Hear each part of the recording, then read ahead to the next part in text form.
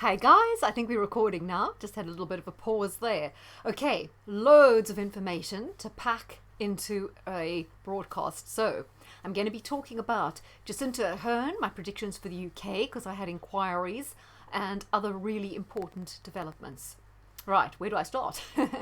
Okay, I was all buzzing to get going, and I thought, what story am I going to start on? Okay, we're not going to start on that story, but I wanted to say Mike Yeadon was saying yesterday when he was interviewed on Alex Jones that from today in the European Union they can add cricket flour to baked goods. So if you're buying any baked products in the EU, please beware because it could have this cricket flour, which is extremely inflammatory.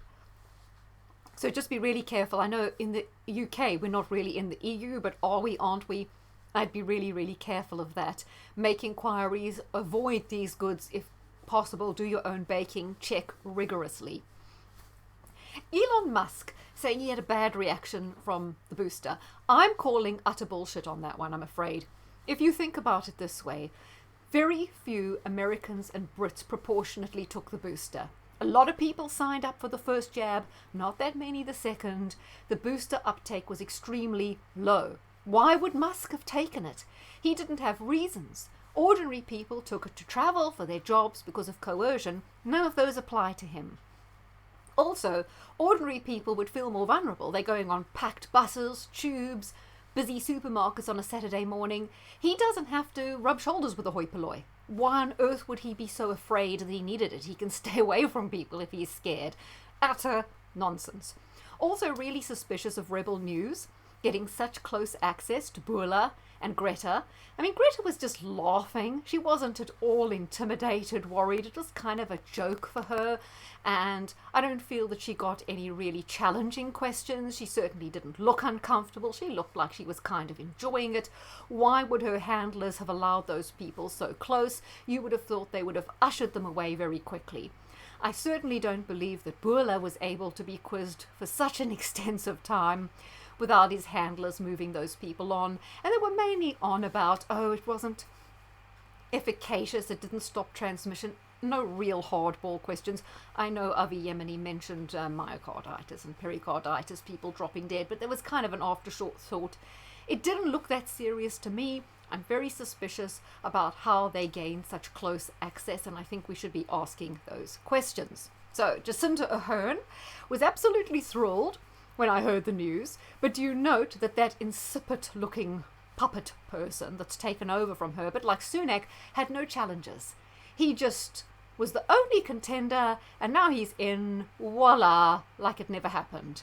Oh, and she wants to spend time with her family. Nonsense! She absolutely adored going to the UN and being with Schwab and, being the so-called golden girl. She's been pushed. Now, in my book, I've got a chapter on New Zealand, and when I did the matching years, all the matching years had Labour politicians in trouble. In 1 year, a Labour politician disappeared, which is highly curious. I mean, there was that Australian politician who went swimming and was never seen again back in the 60s. Kind of odd how in that region of the country, prime ministers just disappear. There was another New Zealand president that had a scandal, had to resign. There was another vote ringing scandal and a prime minister had to resign. So there were 4 cases where Labour prime ministers in the New Zealand had to resign under similar years. So I think she's been pushed. She was blubbing and crying. She didn't want to go. She was handling it fine. She had plenty in the tank. She was pushed because there's some major scandal. And I believe someone, I don't know if it was Maria Z, was hinting at what that scandal could be. So that's why she's moved aside. And I did say in my reading for New Zealand that the New Zealand First Party and the Maori Party could do extremely well at the upcoming elections. And so, of course, she wasn't really wanting to lose at the election, which is another reason why she may have jumped or been forced out. Okay, as I want to talk about Maria Z's interview with Aussie Cossack, Simeon, can't remember his second name. He was talking about the bioweapons labs in Ukraine that were uncovered by Russia and how significant these really are. He said he believes from the documentation and information he's gaining that they were testing the COVID shots there. That's why there were huge COVID outbreaks in the regions near these labs. What's more, they were working on ethnic specific vaccines. There were huge samples of blood and things like that there. They were doing experimentation on people for very small amounts of money that should only be done usually on animals. But of course, Ukraine is so corrupt. Anything goes. You know, you give them some money. There's no ethics. That's why it's the heart of, you know, white slavery, modern day slavery, child sacrifice, organ harvest. Everything there goes down because it's so corrupt. And that's why these bioweapons labs were put there, because they could proceed impeded without any regulation. And he says it's very, very important what was going on there for what's planned, especially the ethnic specific jabs, which he believes were mainly to target the Slavic people. He also mentions, and I said it to you the other day about organ harvesting, that loads of the bodies are missing. Apparently in Kiev, a lot of mothers of soldiers were protesting, wanting the bodies back, but they all labelled missing in action. Curious, probably because their organs have been harvested, and so they don't want to give the bodies over for burial, otherwise people will notice. And also the Zelensky government doesn't have to pay out any money if the people are classified missing in action rather than a body being produced. So diabolical what's going on. Simeon was saying that waiting times for organ transplants have plummeted in Europe since the Ukraine conflict. They're suddenly freely available of organs.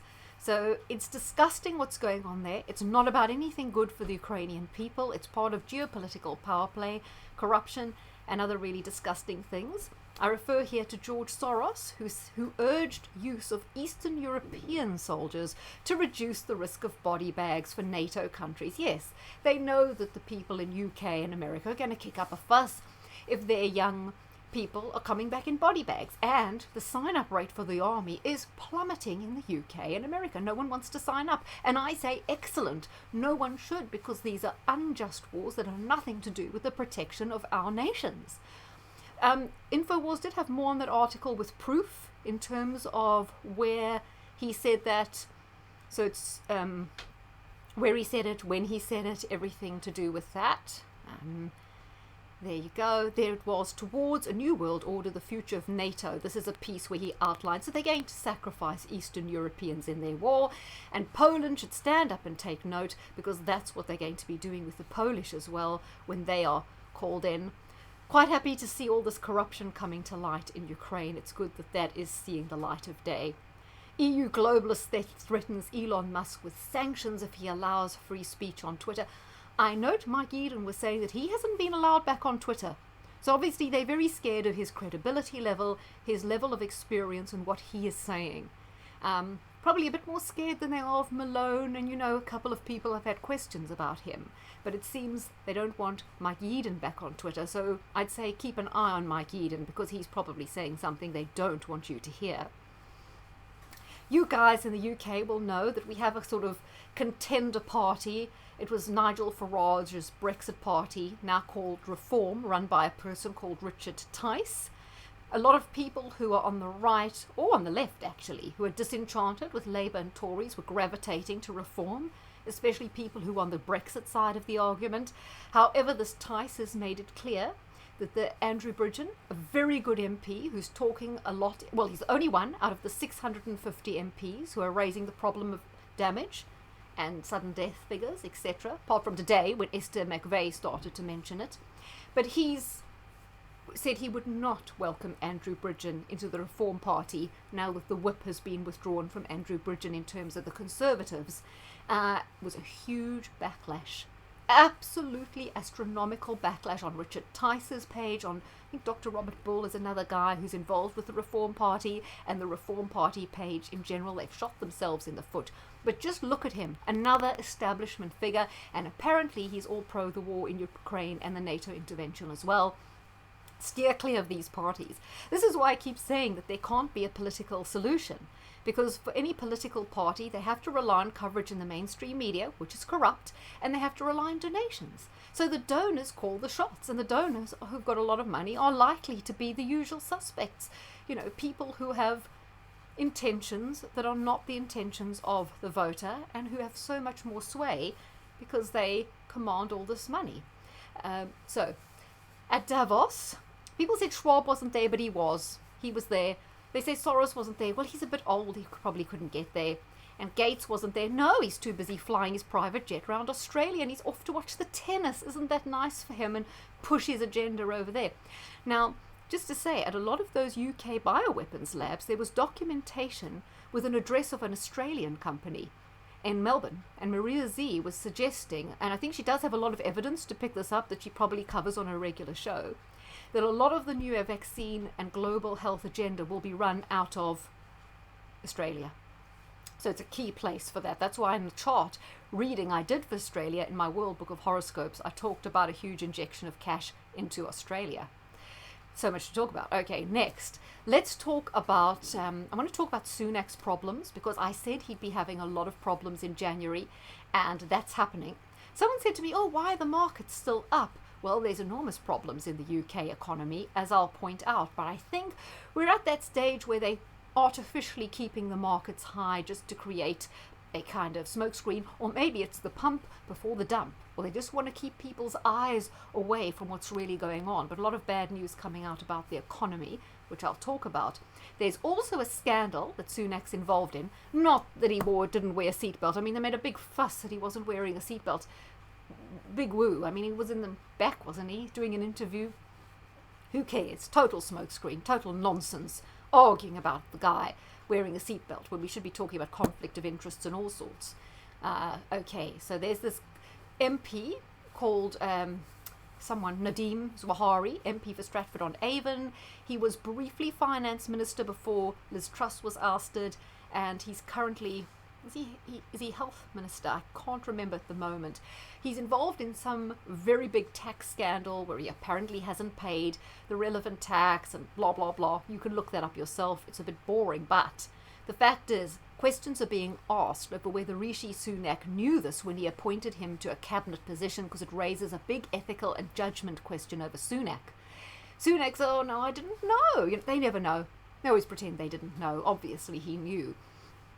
Well, I'd say it seems obvious, in my opinion, that he would have known this, and there'll be various points to be made about that. He's referred it to the ethics committee. But you see, there's so much corruption going on in this government. It's almost like they've just broken for bad. They know the Titanic's going down, and they think they'll pull their boots and they're going to get away with everything. So Sunak's under a lot of pressure because of that. It's calling into question his judgment, his ethics, etc., which of course have already been called into question massively because of his wife's tax affairs, which shows that they just kind of out for what they can get. Now, what's interesting about this Nadeem Zawahiri is he owns the big survey company YouGov. And people can sign up and they get regular questionnaires, and when they've completed like 1,000 of these, they get a measly 50 bob or something like that to spend. Something like that. There's some very, very iffy, or not iffy, very mingy financial incentive to answer these questionnaires on a daily basis. But they try and quiz you on everything. You know, your shopping habits, political views on vaccines, views on, you name it, they ask you. So they are compiling a massive database on every individual who signs up to do their surveys, stupidly. So Nadeem Zawahiri controls all that information, and we know information is the new gold. Information is the new currency.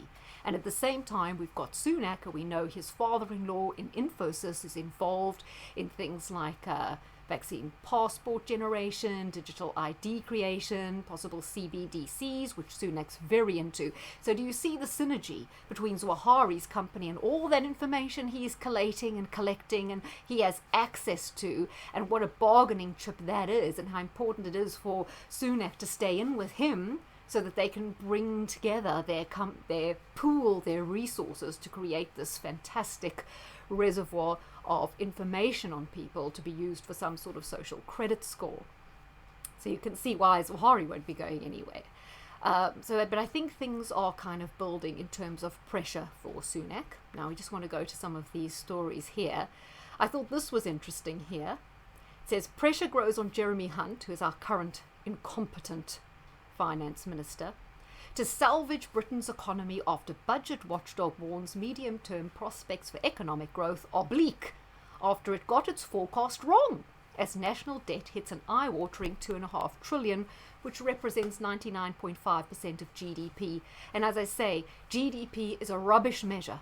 It includes all sorts of wastefulness in the NHS, money going to NGOs, charities, putting up refugees in hotels. It's not reflecting the productivity of a country. And bearing in mind we have the situation also reported here, shocking rise of something for nothing Britain. Over half of households get more from the state than they pay in tax.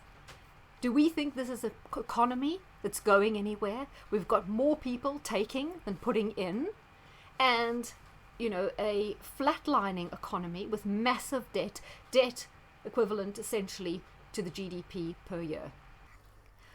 So what I'm thinking before we look at this article about the economy is they're managing to just hold a facade that no one is especially noticing, although a lot of news is coming out in the UK and America about job redundancies or losses at Amazon. A lot of the tech firms, Google and quite a few of the others, all laying off workers. Here in the UK, the Lloyd's pharmacies are quitting Sainsbury's. You've got Argos closing down in Ireland and scaling back in the UK. So it's not generally good news. I mean, even local to me, Cafe Nero's closing, clothes shops closing as it comes into the new year. And here they're talking about the absolute struggle to get growth. And I think they're not going to get growth. They're not on a growth model. They're on a net zero model and a scaling down model. These idiots who write for the paper pretending that the people in power, like Jeremy Hunt, are actually striving to do something that's good for the economy. Well, it's clearly not what they're all about. I listened to Ed Dowd, who was on the Delling Pod, and as you know, he's the former analyst, BlackRock, HSBC, and he was saying that while in economic theory we taught that efficient markets have all the relevant information factored in, plus future insight by the best analysts is also sort of factored in. He says no, not like that at all. The markets are like way behind the game because most of the senior analysts, it's like the blind following the blind. They don't have a clue what's going on. So I think the markets will be slow to react to what's actually happening simply because everyone's still in their bubble and are very, very slowly catching on. But let's just go to this article because I think it illustrates what I was kind of seeing in the chart. I said January would be very bad for the UK economy. I said another pound crisis hasn't happened yet, and a crisis for Sunak. So we see mounting woes for Sunak on a corruption side with Swahari, things going on there, very, very unpopular, inability to get a control of the immigration. He's clueless. He's a bureaucrat. He's in there as a kind of technocrat. People say, well, he's so wealthy. Why would he want to take on such a stressful job? Well, it's not just him. They all want to do it. All these people are massively wealthy and they still want to either be involved in politics or on the world stage. So it's obviously a power thing. But what also is, how did he get wealthy? Maybe he was schooled and groomed into wealth. And now this is payback time by doing favours by being Prime Minister. So it's not a case of, they have this altruism. They could be sitting, in a sun lounger in the Caribbean, enjoying their life, but they are giving that all up to help us. No, nonsense. And obviously he's ushering in things that are required by the World Economic Forum and are of huge benefit to the elites and their agenda in terms of, particularly with Sunak, digital currency and social credit score, which is linked to his father-in-law. So come on. And also, if he's so wealthy, why does his wife have to be so mean about paying UK tax and grabbing furlough money for a failing business? If they're so wealthy, why do they have to scrounge around like pikers? I don't know if that's a rude word or something. I'm not aware if it is, but as like scroungers, right? Anyway, let's go on. So Jeremy Hunt was facing mounting pressure to deliver a growth plan last night after the national debt at 2.5 trillion and growth forecasts were downgraded. Well, I mean, you didn't have to. Where's the growth coming from? As we can see from this article, half of people are taking out more than they put in. People haven't wanted to go back to work. They're working from home. Productivity is down. Businesses are closing because of the high gas bills. It's not possible to run a viable economy with enormous gas bills and transitioning to net zero, not to mention everything else. I mean, it's a pipe dream. It's even ridiculous to talk about growth. So Britain's, it's obviously 99.5% of the annual input, which is a bogus figure anyway, because it's full of things that are totally unproductive. It's also being fueled by growing interest rates payments, obviously. Treasury borrowing hit 27.4 billion last month. That's only going to go up massively. It says that actually the increase in borrowing, it's absolutely eye-watering. So they've reassessed the prospects for economic growth, and the OBR are downgrading their forecast, which means it wipes out the 9.5 billion in headroom from the budget. The budget is nonsense. It's just a little calculation to keep the press and the people who don't really understand what's going on happy. They never come out on the budget. It's most of the things that are going on off the books. This budget, nonsense. There was never 9.5 headroom. They're planning World War III, so why would there be any headroom anyway? All the money's going to Ukraine. Of course, we've got strikes, another thing, which is a huge pressure for Sunak. More and more strikes, and I think in a way maybe the strikes in the NHS are almost part of the plan so that they have an excuse to privatise or to charge people for using the NHS for either attending A&E or attending the doctor. So maybe the strikes actually feed into the wider plan. It's possible. But on the face of it, in terms of dismal popularity and the ongoing strikes, more and more problems for the Sunak, he's not dealing with it. He's not dealing with anything. As I say, he's got no vision. He comes out, this is his wonderful plan, is for kids to keep doing maths until 18. Now, even if you want to argue that's a wonderful idea, the benefits of that are so long-term, far in the future. It does absolutely nothing to address the pressing and dire problems we are facing right now. It's such a piffling, idiotic plan in the face of everything. What he needs to do is get rid of the net zero, stop funding this nonsense, and get to the negotiating table in Ukraine, get Russia and Ukraine to the negotiating table, stop that nonsense, stop net zero, build more nuclear, not a great fan of nuclear, but start mining coal again, bring all the storage facilities back online, make it cheap to do business in the UK, tax cuts. No! While you're not prepared to consider that, that's all off the table. It's like, it's like their hands are tied behind their back, which they're not really. They want it to be that way, these leaders. They've signed up for that. But it's like saying to someone, go and sort out that mess in the garage, but we're going to tie your hands behind your back and we're going to lock you in a cupboard. Well, obviously you're going to get nothing done. That's effectively what's going on. While they are committed to all these other globalist-orientated plans, well, they can't handle the economy. It's obvious.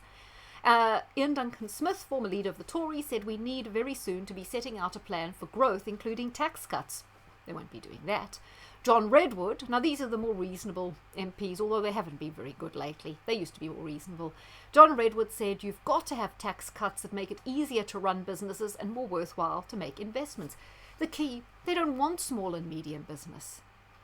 This is a power grab, and this is all about trickle up. It's about drawing up all the assets and all the wealth to the elite who will have absolute power, and the rest of us will be at a peasant class level. And until you address these issues, talking about all this like none of the other stuff is happening is ridiculous. It says many business chiefs concede that this economy must be stabilized by keeping a tight rein on public finances for now. Tight rein when they're throwing away money to Ukraine, they're throwing away money to increasing amounts of refugees. Those are the two obvious things that come to mind, but they're wasting money increasingly over no end of things. But they are becoming frustrated that Rishi Sunak and his Chancellor are not offering a concrete plan. You see, the business world and the markets are getting frustrated as they see more and more that the Sunak and Hunt are clueless. They have no direction, they have no vision, they're just placeholders. They're almost just keeping the seat warm till Keir Starmer comes in with Labour, which will inevitably happen. Okay, Sir Martin Sorrell of the advertising mogul, all right, he said we need a clear plan for future growth and tax cuts. So I don't want to go on and on with this article, but what I've been trying to say to you is I said in my predictions, really bad for the UK economy in January, increasing pressure on Sunak. The pressure on Sunak is tangible now. And I don't think it'll, if there was a suitable person to be in a leadership position, he'd be vying for that position right now.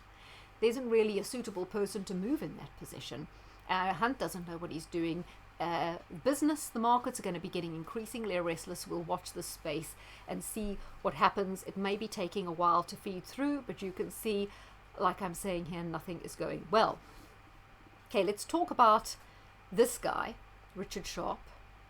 Also wanted to mention that Tony Blair and Peter Mandelson were at Davos. Now, Peter Mandelson is very closely linked to Linda Forrester Rothschild through Deutsche Bank. I think not to go down that rabbit hole, but Amazing Polly did a very nice link up about a year or so ago showing the connections there.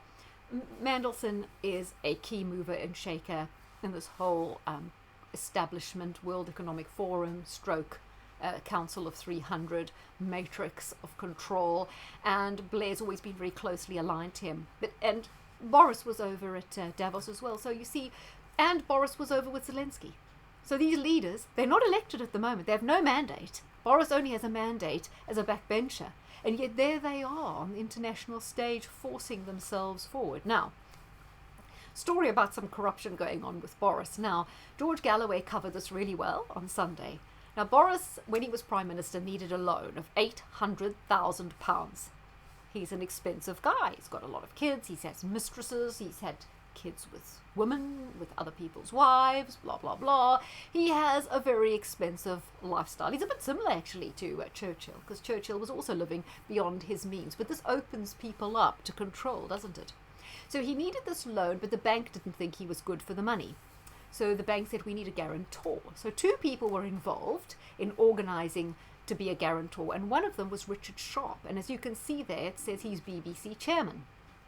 However, the scandal is that after Richard Sharp and the other guy, I don't know if it mentions his name, organised this loan for Boris, or helped him organise this loan, Richard Sharp 2 months later was made chairman of the BBC. Why it's also interesting, however, is guess where he worked? JP Morgan for 8 years, and then for 23 years at Goldman Sachs. So you can see his pedigree. Now, he's BBC chairman, but he's worked in banking. What does he know about television? Right. He was also an advisor to Boris Johnson during Boris Johnson's tenure as London mayor, and he was the boss of Rishi Sunak when Sunak was at the Goldman Sachs. Interesting how we have this revolving door between big banks and the government. They go from the government into big banks, back into government, or into positions. The BBC has a royal charter as a public institution. Why is someone from the banking world there? As you can see, he was also on the Bank of England's Financial Policy Committee. It tells you a lot more about him. Yes, he read PPE at Oxford. Yes, they've all been there. Lovely, lovely. It's amazing what he's been involved in. Royal Academy of Arts, blah, blah, blah. It was think tank created by Margaret Thatcher. You can read all the things, but I find it very interesting how, these people go, there's always this link to Goldman Sachs. So that's the scandal. I notice it isn't mentioned on his Wikipedia page, personal life. He's given more than 400,000 to the Conservative Party. Oh, yes, and 35,000 to Quilliam, which was founded by Majid Nawaz. Little link there, isn't it, between this guy and Majid Nawaz. Oh, yes, here we go. In January 2023, the Sunday Times reported that just weeks before Sharp was announced as BBC chairman, he helped the then Prime Minister Boris Johnson secure an £800,000 loan in connection with someone called Sam Blythe, a multi-millionaire Canadian businessman and distant cousin of Boris. Right.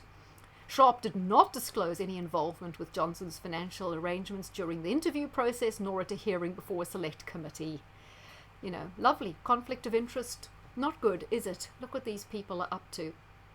I will just mention that the World Economic Forum is basically a think tank. It doesn't have any power as such. It's more of an influencer, but it was set up by Kissinger and this guy, Herman Kahn, And what's interesting about Herman Kahn is he was actually the inspiration for Stanley Kubrick's Dr. Strangelove. Interesting, isn't it? This Herman Kahn was a military strategist, systems theorist. He was employed at Rand Corporation again, and he was developing a nuclear strategy, very keen on dropping the bomb, wanted to drop the nuclear bomb on Russia. So I just thought that was also quite interesting to go over. So let's see. I don't know if I've covered it all. There was quite a lot there that I just wanted to bring you. We did Musk, Sunak, Sohari, Boris, World Economic Forum, Blair, yeah, Michael Yeadon, and don't eat this cricket flour. Really, humans it's for insects. Insects are for birds, right? We don't have the digestive system to deal with the chitin. It'll be massively inflammatory, cause all sorts of diseases, and why should we? It's totally unnecessary. This is all because of a fabricated crisis.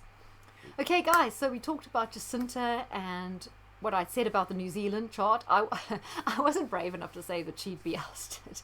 Does that ever happen with World Economic Forum puppets? It seemed a little bit ambitious or optimistic to suggest that. So yeah, so anyhow, that's everything that's been going on. Hope you enjoyed all that information. A lot of corruption. Like I say, I think the noose is tightening now on Sunak's neck politically. It's getting very, very well, as I say, I think he's just a placeholder, really. It's not a case of that he has to come up with any plans. He's just holding the fort until something breaks, as it soon will. Okay, guys, hope you had a nice evening. Hope you're all keeping warm. Oh, by the way, of course, remember I said we'd have the severe winter. Well, we had the snow in December and sort of 2 weeks of very cold weather in December, which is quite unusual, particularly down the London area, that we had so much snow and ice. Now we've had about 2 weeks of nearly every day going down to -6, freezing fog, really deep frosts. Also, that's a lot more than I've remembered in recent times, and now they are forecasting a polar vortex and weather bomb starting anywhere between the 28th of Jan and the 8th of February, which is going to bring snow to the whole country again. So I think it is shaping up for being quite a significant winter in terms of the cold. So all you guys are keeping warm.